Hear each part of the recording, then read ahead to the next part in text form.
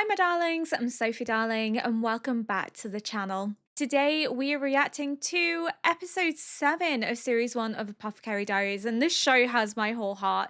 It is so good. I have been loving every single minute of the show, the mystery, the intrigue, the court dynamics, the political elements that are coming into play. And I can't wait to see more of those political elements because we're seeing little bits here and there that kind of threaded throughout. But I have a feeling it's going to become more prevalent as the series progresses because we're still very early into series 1. And I know there's a second series and there's also a series 3 that's been announced. So lots of room to progress. I am really excited to learn more about JINSHI. I am still on the hill that JINSHI is the Emperor's brother and that JINSHI is not a eunuch, because if he is the Emperor's brother, it wouldn't make sense for him to be a eunuch because the Emperor doesn't have an heir. If the Emperor had an heir, it would make sense for JINSHI to be a eunuch. He couldn't usurp his brother's position, but because the royal family is so fragile that if you lose a son, your brother becomes the next in line. If you lose your brother, your uncle could become next in line, or your male cousin could become next in line. It is the nearest male to you that is blood related that becomes the next heir. So Jinshi, if he is the Emperor's brother, would never be allowed to become a eunuch because it would throw off the entire royal family. Because let's say the Emperor had 5 sons. Even then, Jinshi wouldn't be allowed to become a eunuch because the 5 sons could all die. Children surviving infancy in this historical time period was incredibly rare. It's why they had so many children, because very few children actually made it out of infancy, because the mortality rate and children being susceptible to illness and to disease meant that you had to have as many kids as you could to support your lineage, because if you lost all your sons, then there was no one to inherit. So, yeah, you could argue that if the Emperor had 5 sons, that perhaps Jinshi would be allowed to become a eunuch, because then Jinshi wouldn't be able to have children of his own, and that wouldn't threaten the legitimacy of the Emperor, and it also would prevent infighting between cousins vying for the Emperor's throne, because Jinshi would also be in line, and therefore any of his children who are boys, they would be in line too. So you could argue it from that perspective, that if the Emperor had children already, it would be to prevent Jinshi from taking the throne and from his children being able to stake a claim. The Emperor doesn't have children though. So until the Emperor does have a secure lineage, Jinshi is the heir. Jinshi can't prevent himself from procreating, because if Jinshi was to inherit the throne, if his brother died, he would need to be able to have children in order to secure his lineage onto the throne and his legacy. So I'm not thinking that man's a eunuch, and I think he's the Emperor's brother, and that's the hill I'm dying on. That's the theory I have, because in terms of the royal dynamic, even if the Emperor had 5 sons, it still wouldn't make sense for Jinshi to be a eunuch. And I get the perspective that you can argue, and I imagine it has been done in history, where the brother to a king or an emperor has been castrated or killed to prevent them from siring offspring that could compete for the throne. But it's rare. It's really, really rare for like the brother of a monarch to be castrated, solely because it could be the undoing of an entire royal dynasty if the emperor's heirs don't survive, you know? So I don't think he's a eunuch. And Mao Mao is a little freak. I love her. She's an amazing, amazing main character. She is just borderline insane. I think that's what I love about her. She's so like endearing and cute and quirky. And then there's just this other side to her that's like, let me ingest poison. Let me eat all the poison that's available because I like the way that it feels and I like how it courses through my body. And girl is a freak. I love her though. She's also ride or die for the people she cares about, and she takes no shit. And I love that. She's not someone that's meek and mild and gets backed into a corner. She will slap you down if you do not listen to her. If you are so intent on your idiocy and that jeopardizes the health of someone else, she's going to come for you. And I love it. She is going to absolutely wreck your shit. And I live for Mao Mao being fierce and ferocious. It's just amazing. And just the dynamic as well between her and Jinshi. Jinshi being an absolute lover boy for her and her just having no interest in him. I love that. Give me more of that. I think the reason I love it is because we see it with Frieren and Himmel. And now we're seeing it with Mao Mao and Jinshi. I love that that's becoming more common. Instead of like women chasing after men and being like lover girls and the men being like, nah, not really that interested in you. And the girl having to try really, really hard to get him to like her. It's such like a common trope. So to see that reverse is amazing. I love it. The woman being disinterested and the man being absolutely besotted. Give me more of that. Inject it into my veins. Please and thank you. Inject it everywhere and I will be happy because it is just phenomenal. I love that dynamic. But without further ado, I'm going to get into episode 7. Little Mau Mau!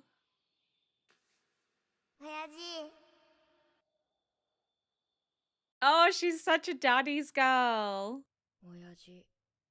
Title says homecoming, so I wonder if she gets to go home and see her dad.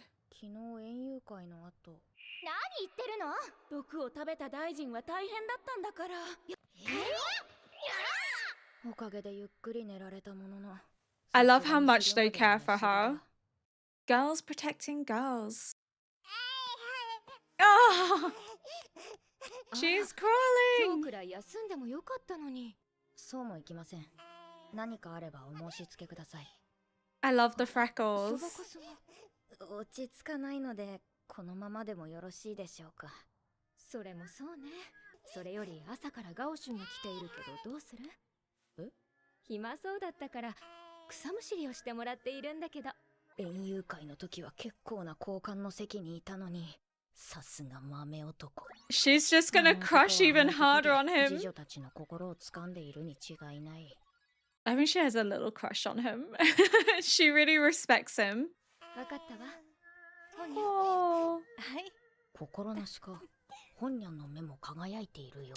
No, she likes him. 預かってきました。食べないでくださいね。食べません。銀は腐食が激しいので、今はもう酸化していて美味しくありません。I love how he has to be like, don't eat it, please. 素手で持ったりしましたか？いいえ、器には触れず、毒かどうか中身をさじで取っただけです。チョキチョキチョキ。カチャカチャカチャ。I love the animation. It's so cute. これで一体何を？簡単ですよ。小さく丸めた綿に粉をつけて器にまぶしていきます。最後に筆で余分な粉を落とせば。Is it fingerprints that they're looking for? Oh my god, yeah. 白い跡がありますね。人間の手が触れた場所です。指先などが触れると跡が残ってしまいます。She invented the FBI. Fingerprinting before it was even invented. Crazy. 器を持ったのは全部でおそらく4人です。4人ですか。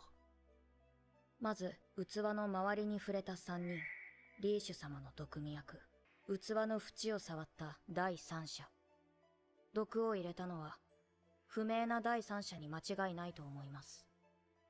それが事実とすれば、なぜ上級妃の器に毒味役の指の跡が？簡単なことです。リーシュ様の毒味役が嫌がらせにわざと入れ替えたのでしょう。毒とは知らずに。上級妃に対して次女が？信じられないようですね。聞かせてもらえますか？ It's not gonna go down well though. これはあくまで私の憶測であることを前もって言っておきます。リーシュ様の園遊会での衣装を覚えていますか？ Oh, they thought it was an offense, didn't they?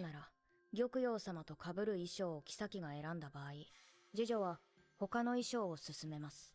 しかし、お付きの者は皆白い衣を着ていました。あれでは、桃色の衣装を着ていたリーシュ様は空気が読めない同家同然です。That's so mean. She's just a kid as well. 次女としての立場もわきまえられないの？桃色の衣を勧めるなんて。Yeah, I'll do as 不甲斐ないリーシュ様の次女たちを ladies アーディ weren't 様の侍女 happy. たちが諌めていた。 So could it be her own ladies in waiting targeting her? Or could it be Aldua's ladies in waiting have done it? 字を書かされたのでしょう。何の疑いもな That's く。 so cruel. それだけでなく、 She's only 食事を入れ替えて 14. さらにリーシュ妃を困らせようとしたと。 I think Yeah. they're bullying her because they're Doctorは知らずに jealous 結果として because 命 of 拾 the いしました position けど。 she's in. So I wonder どうして then そんなことを。 if someone's done it because they リーシュ様 feel は she's 幼いながら insulted 選定の奇跡 their となり、 mistress, so そ they're の後 trying す to ぐ make 出家 it した特殊な立場です。 look 妻 like an は夫に accident 身 by をもって尽 taking く her すもの out. だと幼い頃から教育されます。周りから見れば亡き夫の息子に嫁ぐなんて不徳も甚だしいということでしょう。 So they're punishing a literal child. As if she has much of a choice in this world. She can't refuse an emperor, even if he was technically her son in law. なぜ昨日あの毒味役の次女をかばおうとしたのですか。ただの興味本位です。 I love that they draw her like a cat. It's great. I know that Mao Mao is Chinese for cat, but still. 妃に比べたら軽くたやすいものです。ましてや毒味役の命ともなれば。 He feels sorry for her. It's why she didn't want to get her in trouble. But still, they shouldn't be bullying a 14-year-old. 毒の味見ができたし、やっぱりあのスープ。 Oh my 飲み込んでおけ god. ばよかったな。 Mao Mao. Watch her go and make a poison soup now and なるほどね。 just to feel the いつ聞いて sensation. もお前の物言いはうまいな。どう考えても内部犯だよな。状況からはそうなります。 Jinshi's losing the will to live. 簡 It's 単に okay. 言ってくれ。この騒ぎで昨日から寝る暇もない。 Oh, 着替えもできてない Jinshi. 巣が出てきていますよ。誰もいないから良くないか。 Your natural self is showing. そこはおまけで。ダメです。 Natural self, as in the pampered prince side of him. 長い付き合いですので。生まれた時から面倒を見られるのも厄介なものだな。 Look after you since you were born. Why is that, Jinshi? 紙に隠れていたので、本当のご身分に気づく者はいないかと。頼むわ。 I fucking told you! ま True たそんな雑に status. 扱って特別な方しか身につけられないものですから、大切に Emperor's してくださ brother. い。わかってるよ。分かってません。 Pampered, spoiled, brat prince. Little brother, brat prince. 高級から出られるんだね。今なんて言った？高級から出られる？その話。 Should like tell me I want to see my dad. はい。特別な許可があれば、男性が女官を連れ出すことができるの。ふむふむ。それが園遊会で配っているかんざしってわけか。その通り。逆にかんざしを使えば、高級から Oh, 出して okay. 頼むこともできるんだって。 Meeting your lover, essentially. さんざしごちそうさま。美味しかった。 I love that she still takes care of her and gives her like treats. It's so cute. もらったかんざしは全部で4つ。男性からのかんざしは2つ。いや、大事なものを失ったあっちは男性とは言わないか。薬や。 He's not a eunuch. He's not a eunuch. He still has that important part, Mao Mao. リハク様、高級の旅館がこちらへ。わかった。まったな。 Oh my god. 義理のかんざしを Are 封 we 印されたか。 Going し to かし美 see 人の誘いだったらもったいないし。 jealous Jinshi? 翡翠宮の次女には一人しか渡してない。 Oh, という he's こと gonna remember. あれか。さ He's て like, oh どう no. ことあるかな。 Bro, you fancied her. You're not gonna turn her down. 誰だお前。よく言われます。お前、化粧で化けるって言われないか。 Quite そ rude. れもよく言われます。 Should never say that to a し lady. かしまた俺を呼び出すなんて。実家に戻りたいと思いまして、身元を保証していただければ、一時帰宅は可能と聞きました。呆れたやつだ。次女の身分で武官の俺に身元保証だけをしろと。 Well, you shouldn't have given out knowing that it could be used that way. つまりなんだ。俺はジョーちゃんの里帰りにうまく利用 He's さ trying れ to ろ be ってことだ。 threatening, and she's いえ just like, こ I ち don't ら really もそれ care. なりにお礼ができないかと考えています。六召喚で花見はいかがかと。 Is that the brothel? It is. 召喚冗談だろ。一晩で1年分の給金が吹っ飛ぶ高級技能だぞ。パイリ、ジョカ、メイメイ。ますます信じられん。高 She 級 worked 官僚 with でも them. なかなか手を出せない三姫じゃないか。申し訳ありません。お手間をかけました。 I love that she can pull these out of her pocket whenever she 他を wants. 当たりますのでこの話はなかったことに。 He's like, no, give it back, この please. 女、他にも当てがあるのか。明らかに JINSHI, 交換だろ。 who she thinks is a この嬢ちゃん eunuch, 何者なんだ。 and だとすればこの話もあなが the ち hour, who's a いやいや woman. 怪しすぎる。でももし本当ならあの三姫に出会える機会なん Boy て is desperate. 今後二度と俺はどうすれば。 He wants to get laid so badly. Oh, Mao Mao knows how to exploit a man. I love it. 俺の負けだ。本当によかった。いい人に出会えありがとうございます。たのね。どうしてそんなに She still doesn't understand what it means, does お土産を she? 買ってきます。あの様子じゃ、かんざしの意味。 No, 絶対わかって no, ま she せんよ does not. そうね絶対。まったく、かわいそうなのはあの子だね。 Oh, fuck's sake. あの子どんな顔するのかしら。 Oh, is she gonna go tell Jinshi? Do we get to see jealous Jinshi? I'm so 仕 excited. 事を片付けてようやく暇になったジンシがやってきた Oh の no! はマオマオが出発した翌日のこと。マオマオなら、あるお方と一緒に She's 行ってしまった loving this. The drama. 故郷である花町はそれほど遠い場所ではない。 What if Jinshi shows up? Like, how dare you? Why didn't you ask me? I'd have gone with you. 馬車を出すなんて贅沢だな。まあ、六召喚の三姫といえば民からも承継を集める雲の上のアイドルだからな。一目会えることですら名誉になる存在だ。そんな存在に憧れ遊郭の門を叩く娘もいるが、簡単になれるものではない。カムロと呼ばれる妓女見習いですら売れる保証はない世界だ。 Literally the best of the best. 中級から最上級まで妓女を取り揃えている老舗の妓楼ですから。久しぶり、ばあさん。みんな元気？ Whoa!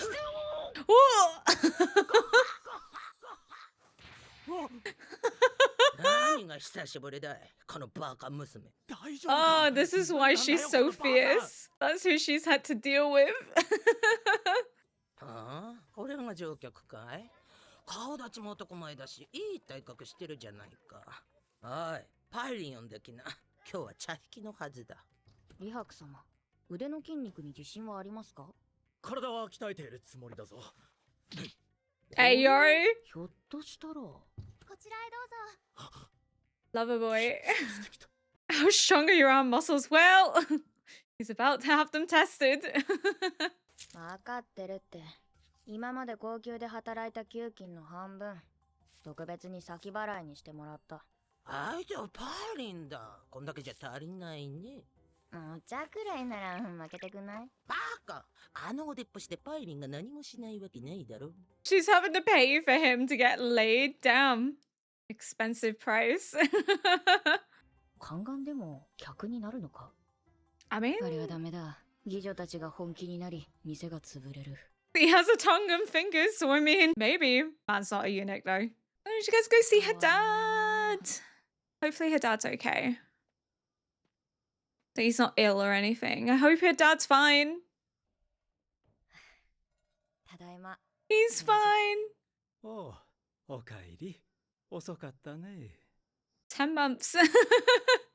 He's so unfazed and nonplussed. He's like, oh, that was a while. Oh, she's so happy to be back with her dad. まだ年季があるから、あさってには高級に戻るよ。そうか。眠いけど、風呂入りたいな。明日、六召喚でもらい湯するといい。Oh, she's just so happy to be home. He didn't want her to know that he was worried 後 about 継 her. とは因果だね。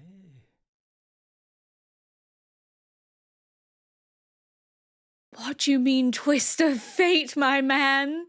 I have said that I always thought that she was from a noble family or noble origin and that they maybe lost power and authority and ended up here.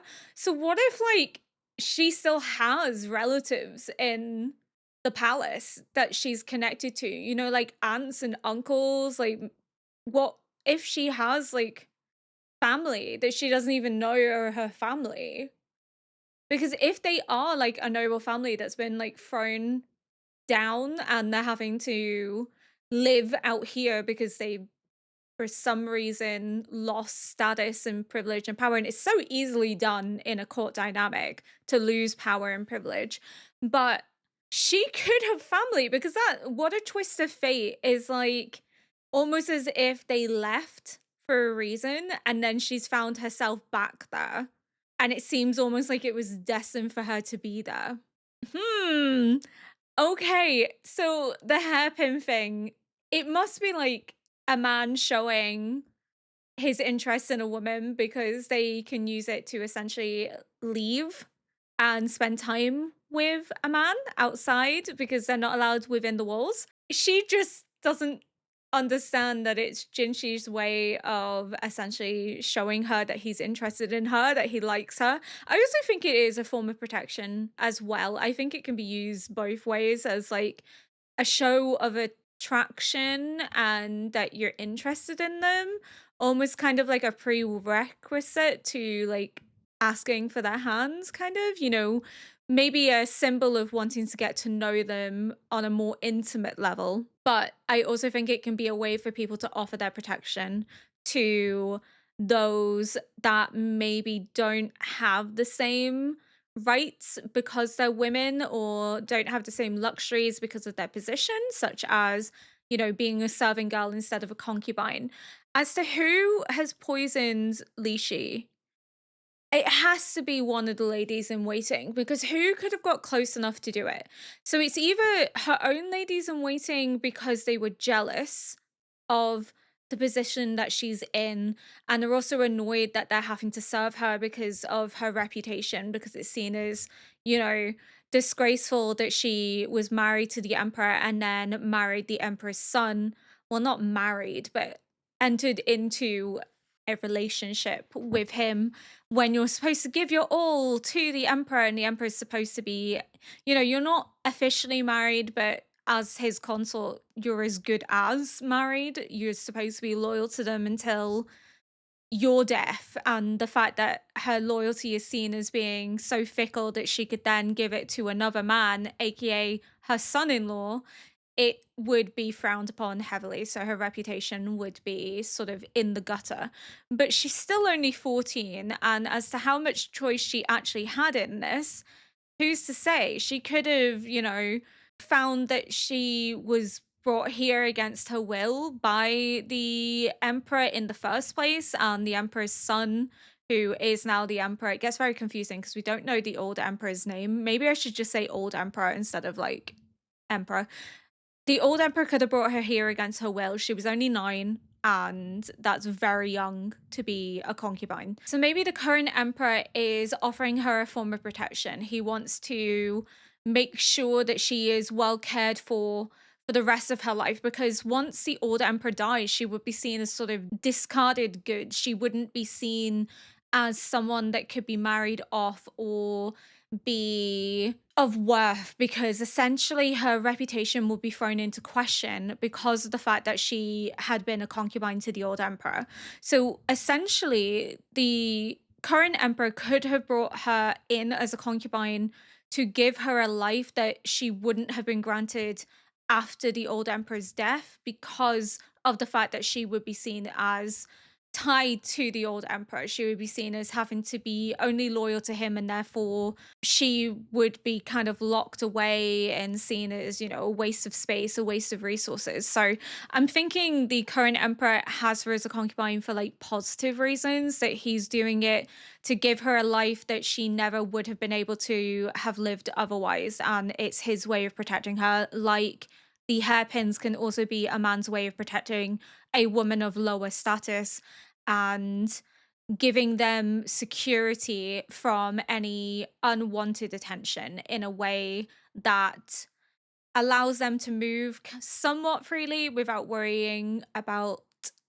someone being able to assault them because they would fear the threat of whoever is holding the pin. Obviously, that won't prevent it entirely, but it can deter it enough that it can protect women. So I think it is a sign of interest, a sign of betrothal, but also a way of protecting women from unwanted attention, and can also be used as a bargaining tool for you to get home and see your family. So that's great. I'm glad that she got to see her dad, but it is weird that he is like, what a twist of fate that she's ended up back there, almost as if like perhaps they have associations and ties to that place to begin with. And that's why he's like, oh my God, how when we left that life behind and escaped that life to give her a new life, she's ended up back in the very place that we didn't want to be to begin with. So how that's going to play out is going to be really, really fascinating. I was also talking about Lishi's poisoners and then got sidetracked, but it's either her own ladies in waiting, because we've seen that they're not above bullying her and harassing her and mistreating her, to the point that they wore white when she wore crimson, and they were the ones that recommended the dress, and they should have deterred her from it because it clashed with Gyokyu, and it took away from Gyokyu instead of allowing Gyokyu to shine in the color that's best attributed to her.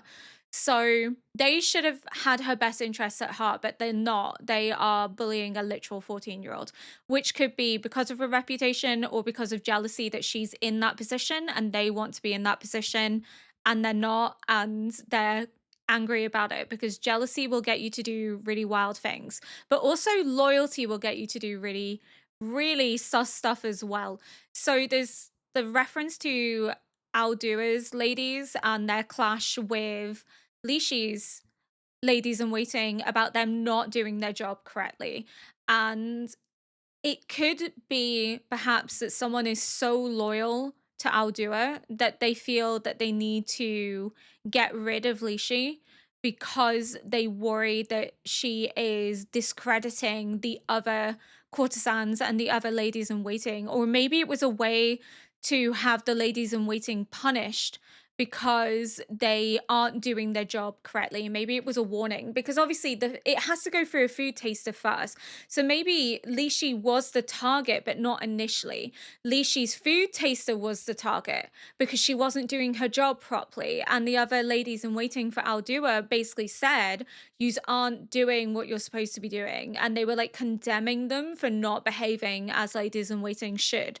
So perhaps even though it was Lishi's bowl that was poisoned, perhaps the real target was actually Lishi's food taster, almost as a punishment for not upholding the duties expected of the ladies in waiting, almost as a, this is what happens when you don't serve your mistress correctly and guide her and do what needs to be done. I don't know. It could be like a weird way of threatening Lishi's ladies in waiting to like shape up or ship out, because you'll either die or behave.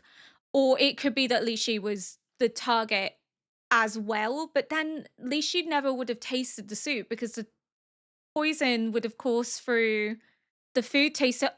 Unless the food taster didn't realize. No, it would have acted quickly, because I was going to say if it didn't act quickly, then Lishi could have tasted it without knowing it was poisoned until after the fact. But it did act fast because the minister tasted it after Mao Mao because he didn't believe that it was poison, and then he collapsed. So it would have been like an instantaneous effect. If the minister tasted it once and collapsed, then the food taster would have collapsed, so Lishi never would have tasted it. It never would have gone to Lishi. That's if the bowls hadn't been swapped. Obviously, the bowls have been swapped, so it was different, but I think if it had stayed where it was supposed to be, perhaps it's not necessarily Leashes that's the target, but the ladies in waiting, that they're punishing them for not doing their job correctly, or at least Aldua's ladies in waiting believe that it's their job to make them pay for discrediting the other ladies in waiting who are actually loyal and serving their mistresses and doing what is best for their mistresses, when Lishi's ladies in waitings are literally trying to humiliate her. It could be Lishi was the target all along, or it could be that the food taster was the actual true target. But I'm really excited to see how episode 8 plays out, especially this whole twist of fate. And this episode just basically confirmed that Jinshi is the Emperor's brother because he's acting like a little brat.